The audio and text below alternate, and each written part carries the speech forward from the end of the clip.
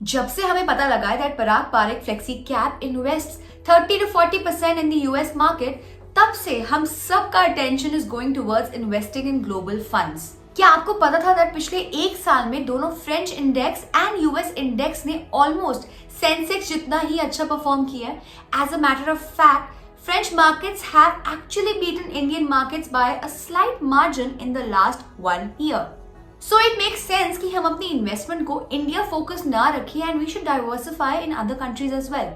Currently India में 50 से ज्यादा इंटरनेशनल फंड्स हैं, so the logical question is which is the best international mutual fund? इस वीडियो में हम उन सारे फंड्स को कंपेयर करेंगे, but just to be thorough with our analysis, we will only consider those funds which have been there in the market for more than 3 years and जिनका AUM is at least 100 crore. ये दोनों filters लगाते ही we are down to 14 funds from 50 plus funds. Also, let's see how these funds have performed in the last 3 and 5 years. इन सारे funds की performance हम Nifty 50 से compare करेंगे। अगर हम लास्ट 5 इयर्स का डेटा के हिसाब से देखें तो there are 6 funds which have performed better than the Nifty 50 and top 2 funds की परफॉर्मेंस तो निफ्टी 50 से सब्सटैंशियली बेटर है। जैसे कि आप देख रहे हैं, टॉप 6 में से 4 फंड्स यूएस मार्केट के हैं, एक चाइना का एंड एक ग्लोबल फंड है। But as we all know that past performance is not an indicator of future performance, so देखते हैं इन सब के रिस्क पैरामीटर्स कैसे हैं। लेट्स सी इन सारे फंड्स के standard deviation and alpha analysis as compared to Nifty 50। जो हमारे टॉप 6 फंड्स थे, लगभग उन सब के रिस्क पैरामीटर्स निफ्टी 50 से बेटर है। बस एक ICICI prudential US blue chip equity fund का स्टैंडर्ड डेविएशन निफ्टी 50 से थोड़ा सा ज्यादा है। इनफैक्ट अगर आप निफ्टी 50 के नीचे भी देखोगे तो 3 फंड्स हैं, Franklin Asia equity fund, Aditya Birla sun life global emerging opportunities fund and Kotak global emerging market, जिनके risk parameters are significantly better than Nifty 50। So इन दोनों एनालिसिस से we get a total of 9 funds. इनमें से 6 फंड्स का दोनों past performance and risk parameters Nifty 50 से better है एंड बाकी 3 फंड्स के सिर्फ रिस्क पैरामीटर्स निफ्टी 50 से अच्छे हैं। अब देखते हैं इन 9 फंड्स में से आपको कौन सा फंड चूज करना चाहिए एंड किस में आपको इन्वेस्ट करना चाहिए। इन 9 फंड्स में से we will reject Franklin Asia equity fund because इसके 10% होल्डिंग्स इंडियन कंपनीज में है, which defeats our purpose of geographical diversification. अब देखते हैं इन 8 फंड्स को कंपेयर करके। इन 8 फंड्स को हमने निफ्टी 50 के साथ कंपेयर किया था, लेकिन हम एक और चीज देख लेते हैं कि क्या ये सारे 8 फंड अपने इंडेक्स को बीट कर पाए हैं या नहीं। यहाँ पे अगर आप देखेंगे तो 8 में से 4 funds, Franklin India feeder Franklin US opportunity fund, DSP US flexible equity fund, Aditya Birla sun life global emerging opportunities fund and Kotak global emerging market, अपने अपने इंडेक्स को बीट नहीं कर पाए हैं।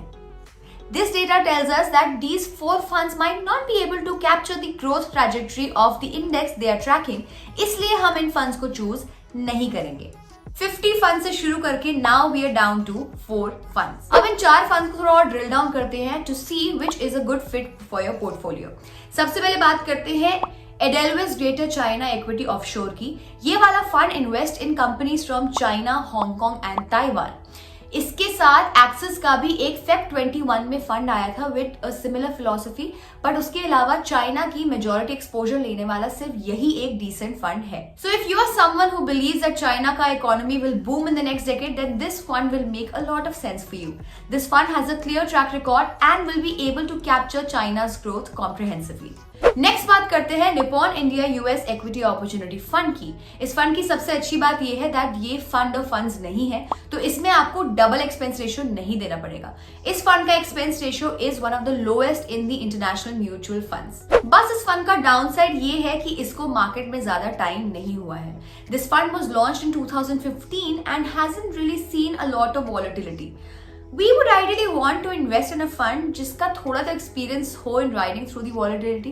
पता तो चले कि जब मार्केट ऊपर नीचे होती है तो ये फंड परफॉर्म कैसा करता है ना। Next in line is ICICI prudential US blue chip equity fund. We just found one issue in this fund is that unlike other US focused funds, it has a very limited exposure to Mang companies.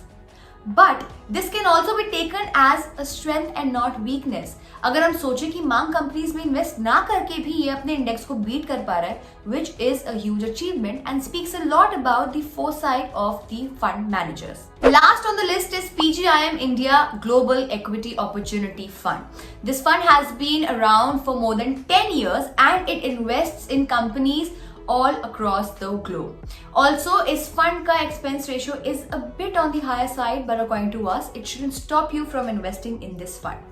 इस video को देख के hopefully आपको थोड़ी clarity मिली होगी कि आपको कौन से इंटरनेशनल फंड में इन्वेस्ट करना चाहिए और कौन से में नहीं। Also if you are looking to explore other mutual funds in other categories, we have made videos for best mutual funds across all the categories. You can watch them right here. Let us know in the comment section if you have any doubt regarding this video. We'll be happy to help. Till then, be किफायती.